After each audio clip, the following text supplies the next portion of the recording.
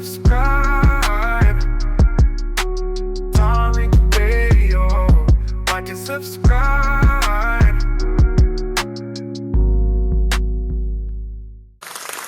All right, I'm in the building. I'm in the building, ladies and gentlemen. I'm in the building. It is Tariq, Nasheed, all up in here. Ready to chop it up like we always do. Glad to have you guys in here. Hope you guys are having a great week. I'm out here in the lovely California and Los Angeles. It's raining, and it's a good thing. Rain all that fire smoke up out of here. But we here. Everybody give me a retweet.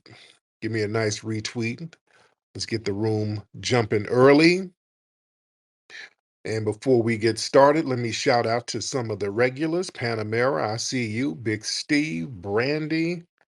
I see Zuri, Seven. I see Court Core. What's up, beloved? I ain't seen you in a minute. I see Tara Dynamite. I see Brother Melanin Michelle, Minnesota, Concerned. Who we got? Brother McCall, Carrie, Ani Asaru, Rhonda, Marak. We got Black Republican. We got the lovely Melody in the place. We got Arian G. We got Potent Pondering in the building. Brother Grinds TV. And we got Black Views FBA in the building. Sir Mike. I see you, Miss Brenda, over there looking like she sell sweet potato pies for the church. We got Brother Solon, Brother Re-Ups in the building, Ernez in the building, see Capone in the building, Empress, Detroit Queen Mother Empress is in the building. Oh man, a lot of stuff we got to get into. What's up, Dana? I see Dana down there. Man, first of all, I got to talk about, was that in Connecticut? Where was that case where was that case? I forgot what city it was in, but there was a case where a suspected white supremacist teen sat up here and tried to drown a black kid. What city was this in? Why am I having a brain fart? I'm having an old nigga moment. I get old nigga moments every now and then. I'm having an old nigga moment. I forgot something that's real simple.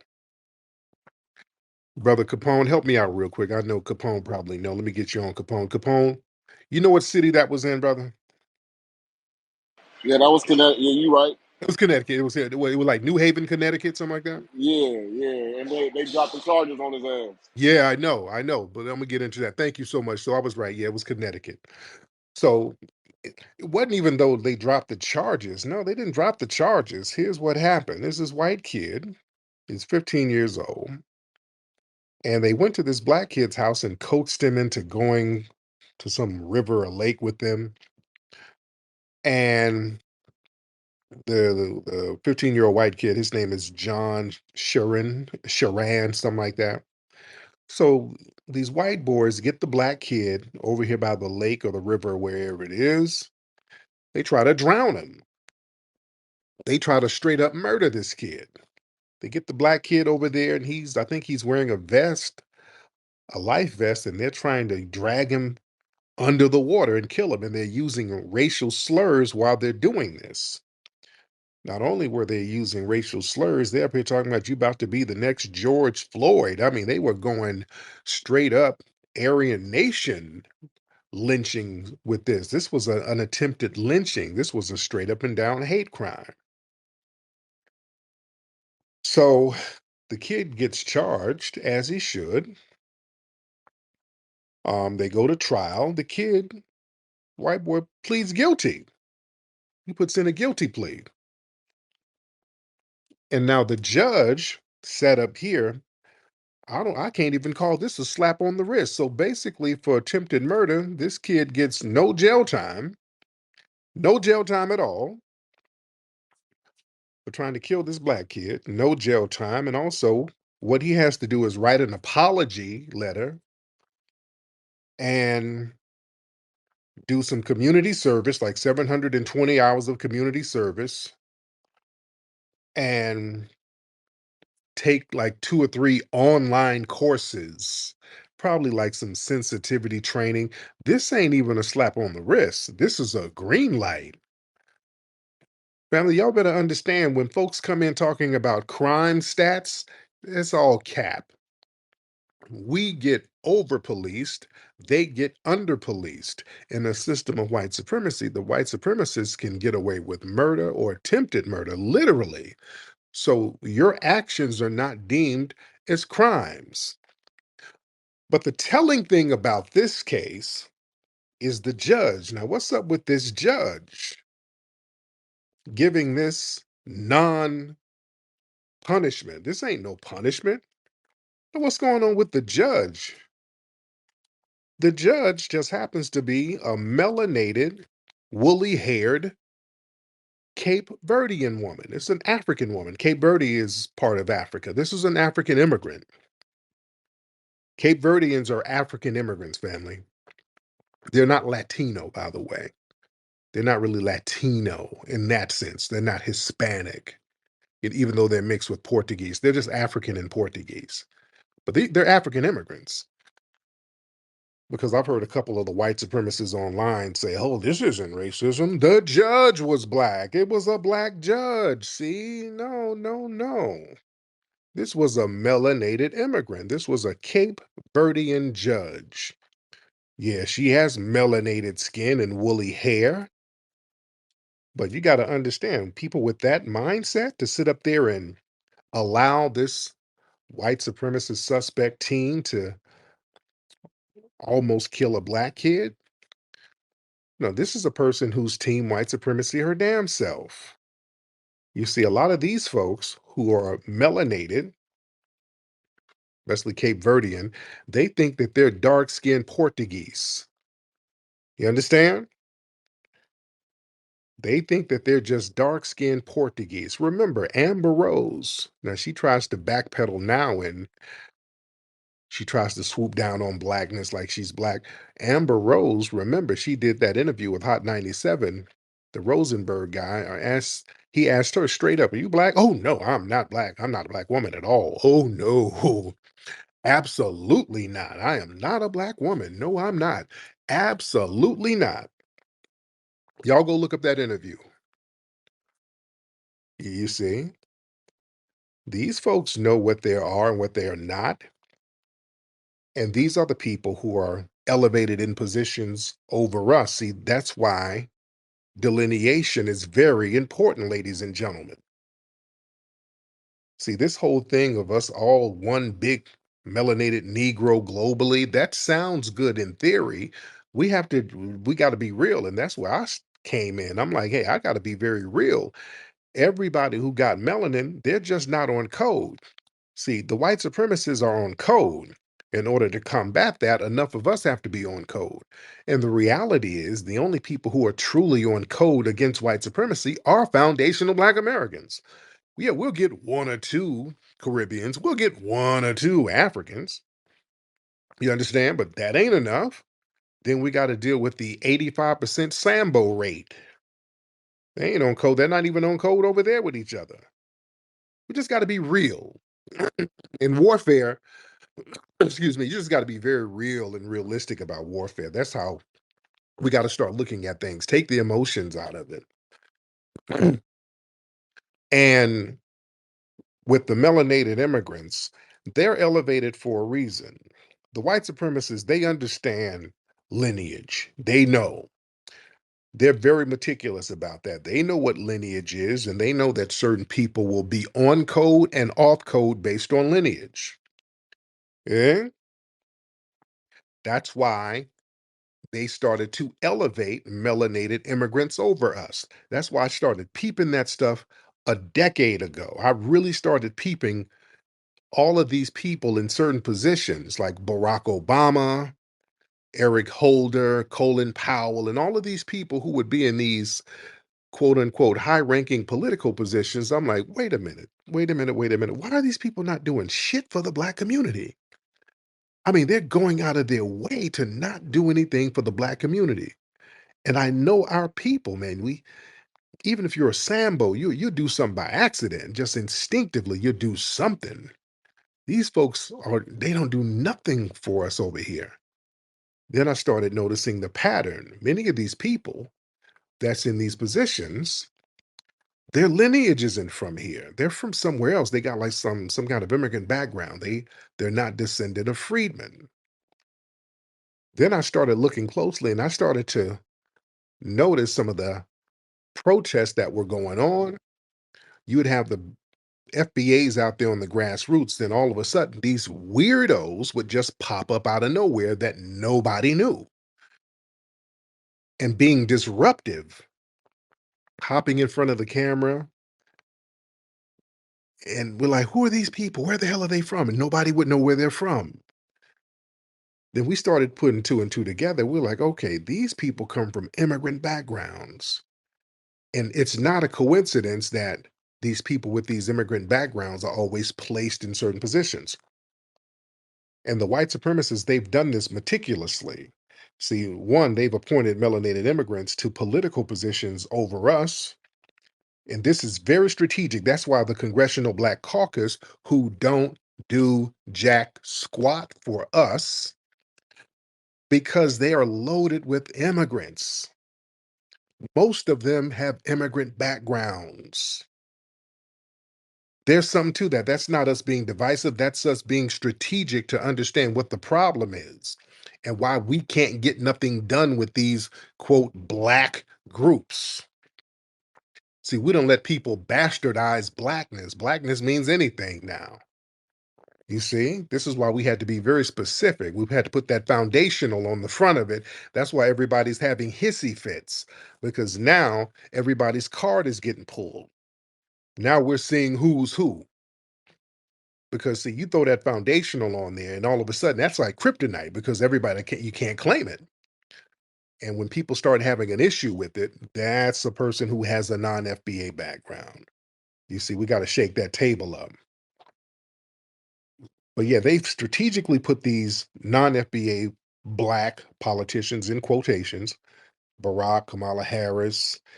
People are questioning Ketanji Brown Jackson's background. People have been questioning her background. We don't know what's going on with her little old ass. Because see, these people, they lack the deep-rooted historical and cultural ties to our foundational Black American struggle, which makes them less likely to push for policies specific to us. But damn it, they will roll the red carpet out for other damn immigrants. You understand? There's a reason why now we see the Congressional Black Caucus, all of these tether politicians, they will go out of their way to push policies for immigrants because they have more of a camaraderie with them. We just got to be very honest about that. Also, what they do, they elevate these immigrant voices, these non FBA voices in the media. They put these people on television, Joy Reid and others, to be spokespeople for our foundational Black American issues, silencing our voices, telling the public what they think we should want when we don't want none of that shit they're talking about. Joanne Reed don't represent us. They get on TV talking about how immigration and oh, we are all for immigration. No, we're not. We ain't for none of that. Fat ass Roland Martin, that's another one. These people are not our representatives. They come from non-FBA backgrounds, and we don't really rock with them like that. And we got to be very serious about non-FBA people representing us. I'm so cool on that shit. I don't want no non-FBA people representing us as a collective. I just don't. I want people from our lineage who has a historic camaraderie with us to speak on our issues publicly. That's where we got to be with this thing now. It's too shaky. People have these dual allegiances. Also, what they do, man, they use non-FBA law enforcement to police us too. You know, a lot of law enforcement agencies, they get these black immigrants in these authoritative policies, and they send them out here, especially in the prison system, especially down in Texas. In Texas, they got a whole gang of Nigerian COs down there. That's not by accident. They know what they're doing. They know exactly what they're doing. They know that them tethers will stomp down on the brothers harder than the rednecks. Huh? Yeah, those tethers, they'll be more willing to brutalize us without guilt. You see? Also, what they do, and prosecutors, they get these tether prosecutors, these tether judges, and they get up in these courts, these district attorneys, and they'll hand down sentences that are real harsh to us, and then be real lightweight with the right white supremacists, like the that Cape Verdean judge. Her name is Sylvia. What's her name? Sylvia Ramos or something like that. I think her name is Sylvia Ramos. And there was a Facebook post about her on some kind of Cape Verdean greatness, some shit on Facebook. And that judge, somebody posted the judge's picture, like, "Hey, congratulations to the judge who just got appointed." Something. It was something they were celebrating the judge on a Cape Verdean Facebook page. And there was somebody in the comment section was like, "Man, this judge is the worst. This judge." This was a post from 3 years ago. Somebody said, "Yeah, this judge be breaking up black families.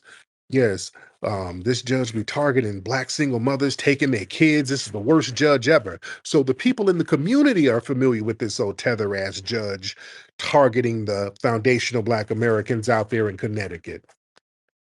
So she evidently has a track record of doing little janky shit when it comes to black people. And then people want to guilt us and try to shame us for wanting to damn delineate. You understand? There's nothing wrong with that. And this is a perfect reason why. So they get these tethers in law enforcement, they get them in the judicial system, and they get them in the academic world too, to misrepresent our black damn history. They get these universities, these think tanks, and they'll prioritize these African and Caribbean immigrants as scholars, especially of a Black American history.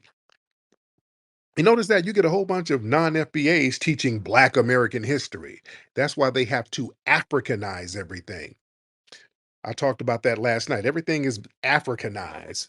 We're like invisible postmen for African culture. Like we don't really exist. See, the narrative that they frame, foundational Black Americans don't really exist.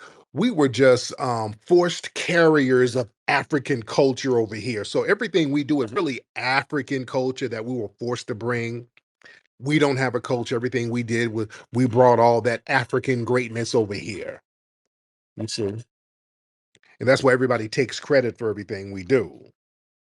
And that's prioritized and promoted in the academic world because you have a lot of tethers out here misrepresenting our history. Y'all remember that school? I want to say it was in Pennsylvania where you people were calling that one teacher out. It was a couple of teachers who got called out.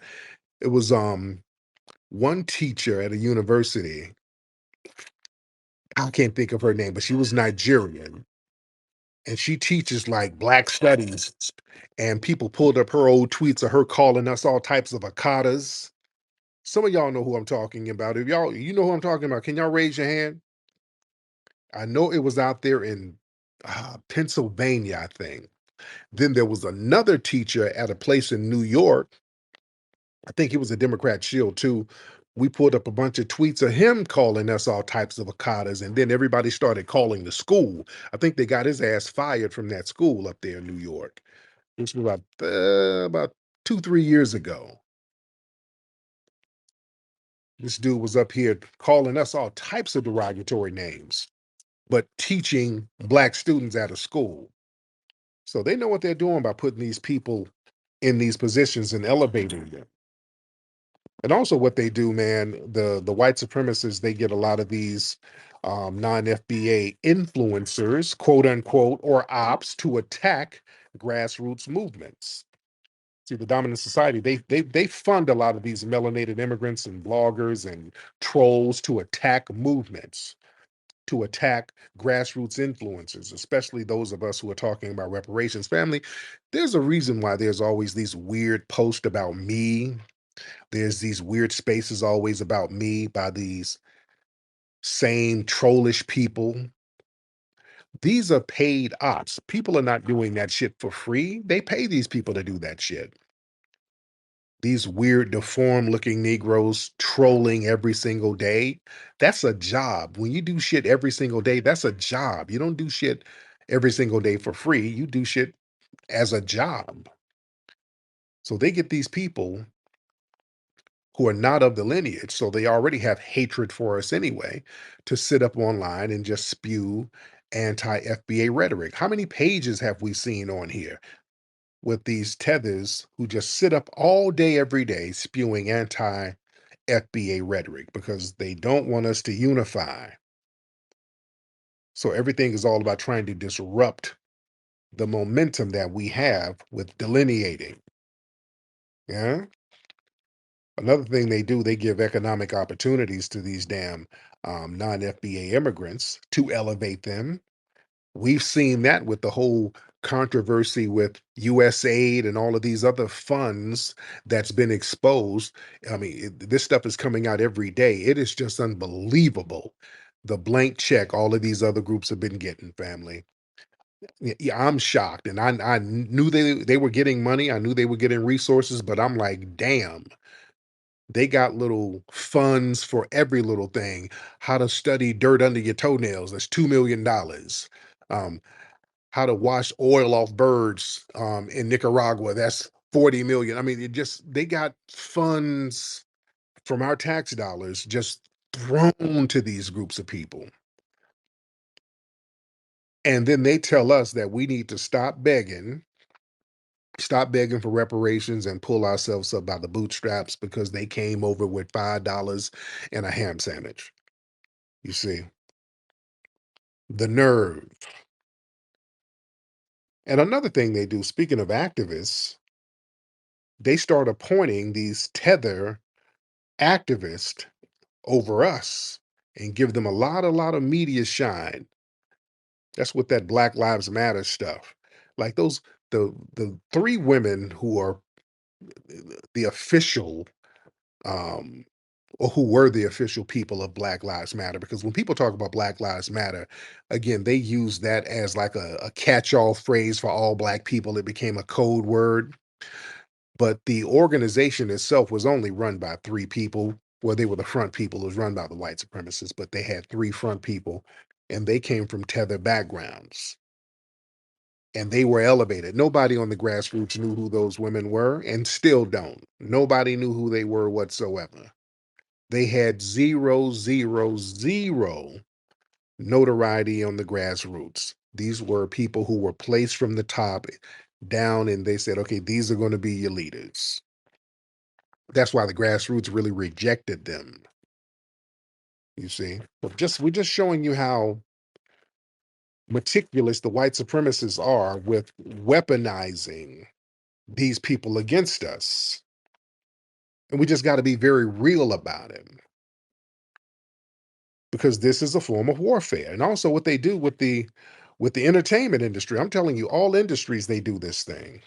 With the entertainment industry, they do the same thing. This is why Hollywood, they're deliberately putting these non-FBA actors out here, the Cynthia Rivos and all the others, into roles that depict foundational Black Americans and our struggle, so they can erase the actors and our authentic voices. You understand? There's a reason why they do that. Cynthia Rivo, nobody in Black society really rocked with Cynthia Rivo. He doesn't resonate with us. Now, I like Idris Elba. I think he's a good actor. I think Idris is a good actor. I like a lot of his stuff, but the way they try to promote Cynthia Rivo, nobody rock. We don't rock with no damn Cynthia Rivo. You see, that's just a non-threatening that they can try to promote out here who won't rock the boat, and they know how she has disdain for us. That's why she's elevated. They know what the hell she said about us. They know that. These Hollywood people in the industry, they watch what goes on online all day. They know what's being said online. They know. That's why they elevate her. So we got to know how the game is played out here. We got to know how systematic white supremacy is. Discover the heart of our history at the Hidden History Museum in Los Angeles. Now open with new weekend hours, Thursday through Saturday from 11 a.m. to 4 p.m. Located at 2131 West Jefferson Boulevard in Los Angeles. Our museum showcases the brilliance and ingenuity of foundational Black American culture, along with the richness of global Black culture. Come in, explore our displays, and shop for books, films, and other unique items that celebrate our legacy. Also, be sure to look out for our popular special events. For more information, visit hiddenhistorymuseum.com.